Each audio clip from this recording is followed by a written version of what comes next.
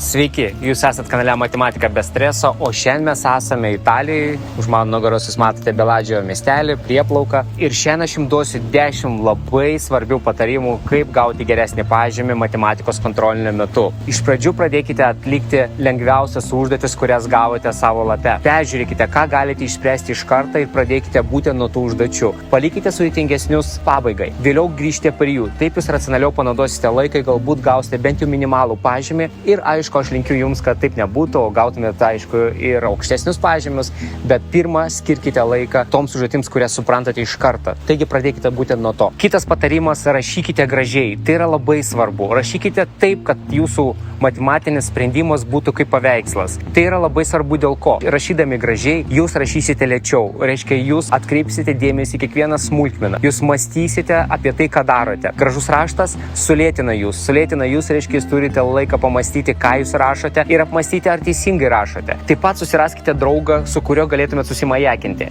Jūs padarėte visas uždavinius ir jis. Jis yra pirmas variantas ir jūs esate pirmas variantas. Taigi galite ženklų pagalba išsiaiškinti pirmam uždavinį ar 5 ar 4. Taip galite susimajakinti ir jums net nereikia sėdėti šalia. Jūs galite tai daryti iš skirtingų klasės pusių. Taigi susiraskite draugą. Kitas dalykas tai yra žinoti esminius bazinius dalykus. Jūs neturite išmokti, kaip išspręsti sudėtingą uždavinį. Jūs galite išmokti bazinius dalykus, žinoti, kaip juos išspręsti ir pritaikyti tai sprendimo metu. Jeigu jūs žinote, kad kvadratinę šaknį negalima pridėti prie kubinės šaknies arba kad kubinę šaknį negalima padauginti iš kvadratinės šaknies, jūs jau žinote pakankamai daug. Žinokite bazinius dalykus. Visą kitą jūs išspręsite, žinodami juos. Taip pat neklauskite kitų klasių, kurie ką tik atliko tą kontrolinį darbą, atsakymų arba kokie buvo uždaviniai. Jie jau išeina atsipalaidavę, jie jau gavo savo pažymį, jie jau nieko nepakeis. Viską, ką jie jums pasakys, tai daugmaž, ką jie atsimena iš pamokos. Skirkite tą laiką geriau kartojimuisi, negu klausinėdami kitus, kasgi buvo testo metu. Jeigu baigite savo darbą anksčiau nei kiti ir turite laiko, perskaitykite, ką parašėte.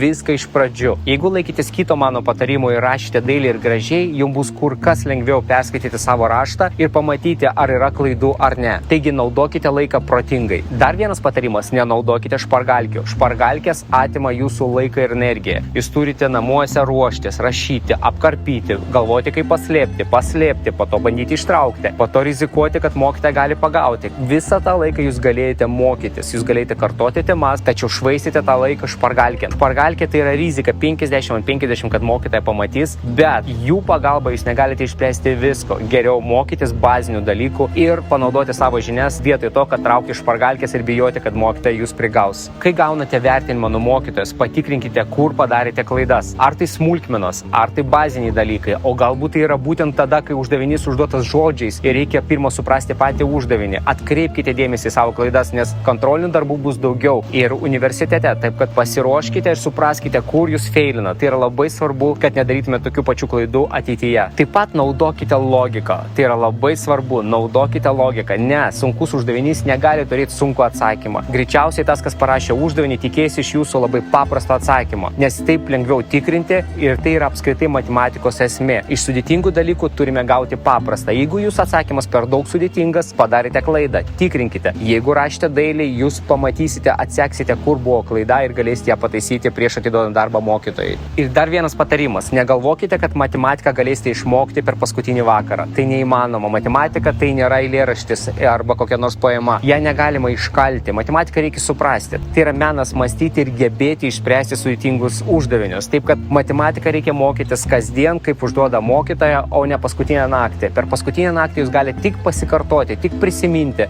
bet jau nesimokyti viską iš pradžių. Taip kad mano patarimas - subscribe mano kanalui, sekite mano pamokas kas savaitę, ne paskutinę dieną. Paskutinę dieną jūs visko neišmoksite, smegenys yra ribotos ir tikrai kažką pamiršti kontroliniu metu. Taigi mano paskutinis patarimas - mokytis kasdien, nes matematika turi būti be streso. O aš jums linkiu sėkmės kontroliniam darbe. Sėkmės nenusirašinėjant, bet sprendžiant uždavinius savarankiškai. Iki.